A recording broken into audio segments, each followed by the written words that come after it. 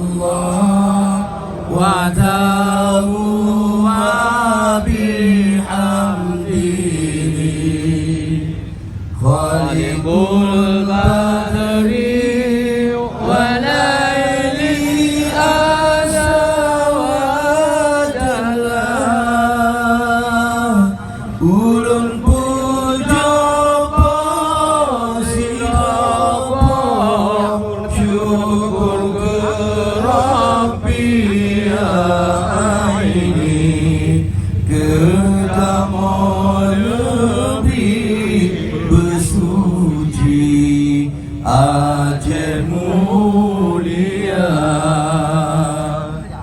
tajak perang musuh beruntuh dumsi Nabi yang mengungkit ke Rabbi kepoyang besar musuhan temprang syitma alam jelaka tubuh ugara syurugatan ugara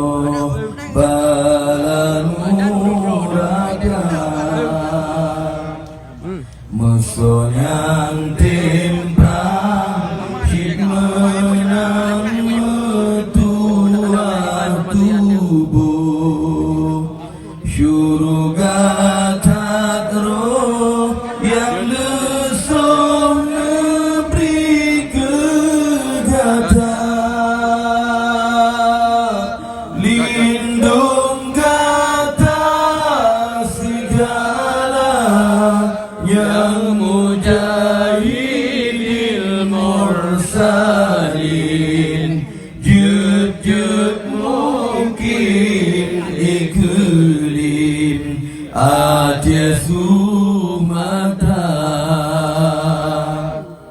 yang membahagia sejahtera syahid dalam perang Allah pulang denda yang budia dari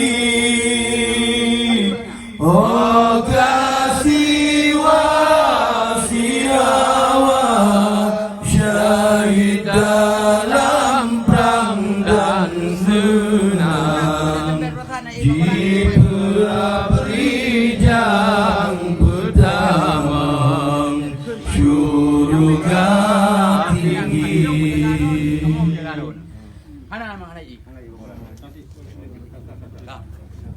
Atuk selanjutnya nak ke